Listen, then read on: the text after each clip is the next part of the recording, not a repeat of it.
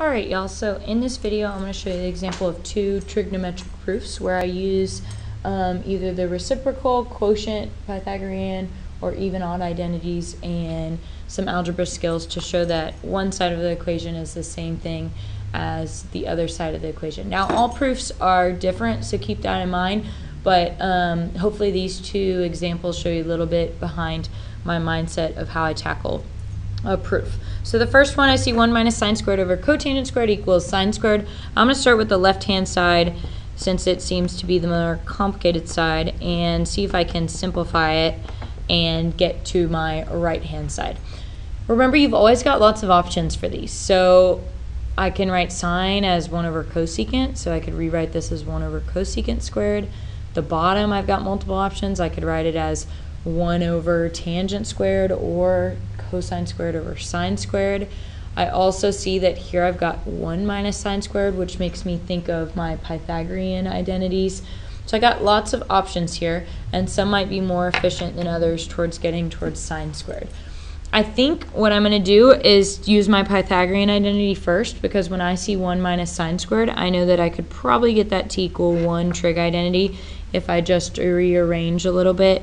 Sine squared plus cosine squared equals 1. So let's see, sine squared plus cosine squared equals 1.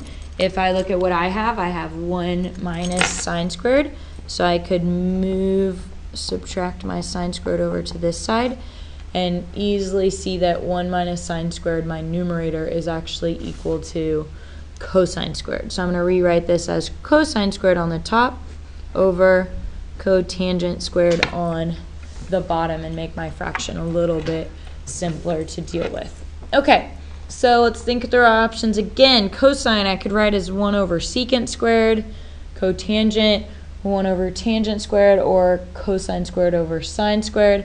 I'm probably going to leave the top and just change the bottom to cosine squared over sine squared so that I have a couple cosines in the mix and can hopefully get to just having my sine squared. So I'm going to have cosine squared over cosine squared over sine squared.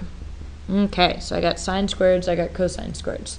Since I'm dividing by a fraction, I can change that to multiplying times the reciprocal, so leave my cosine squared, but multiply instead times sine squared over cosine squared, the reciprocal of my denominator there. And lo and behold, I see cosine squared, a common factor on the top and the bottom across multiplication. So I can cancel that common factor, and that just leaves me with sine squared or my right-hand side. So I've proved that the left-hand side is the same as my right-hand side. Cool. Okay, let's take a look at another one that has some different things going on. I got cosecant of negative theta over sine of negative theta minus cosine of negative theta times secant.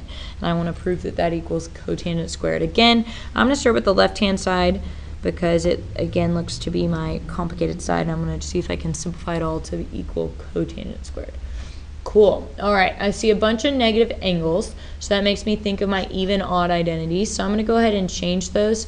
For any of these proofs, you can be referencing these from your notes, but at a certain point we also need to make sure that we have them memorized, so it's good to practice thinking about them as well. And I remember for my negative angles, the only one of these trig functions that's even is cosine and secant, so they'll become positive cosine or positive secant. All the other ones are odd and are going to become the negative of the cosecant or sine or whatever we're talking about.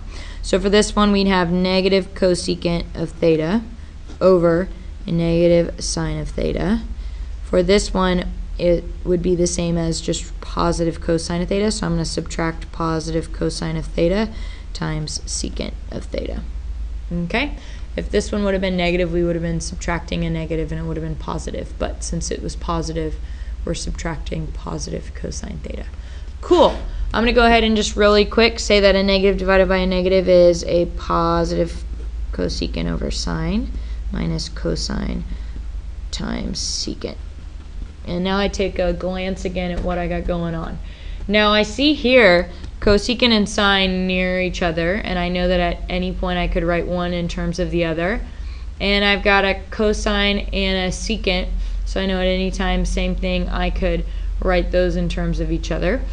So for example, in this one, if I wanted to change the bottom, I could change it to 1 over cosecant to try to match the top, minus, and here I could leave cosine but change secant to 1 over cosine. And you do not have to do the exact same thing as me. You could have changed this to 1 over secant instead. We'll get the same thing. So if I have cosecant divided by a fraction, then I can again multiply times the reciprocal. So do cosecant times the reciprocal of the denominator, cosecant over 1, minus, and here I've got multiplication, so I end up with just cosine over cosine, or 1 for this second part. Alright, getting closer. Cosecant times cosecant is cosecant squared minus 1. And again, similar to this first proof where I saw the 1 minus sine squared, when I see things that are squared and I see either a 1 added or subtracted, makes me think of my Pythagorean identities. And this one's reminding me of 1 plus cotangent squared equals cosecant squared. I'm just going to write that off to the side. If I want it to look like this, I just need to subtract 1 from both sides. So cosecant squared minus 1 is always equal to cotangent squared, which is what I was trying to prove at the beginning. So that's equal to my right hand side, and I've completed this proof.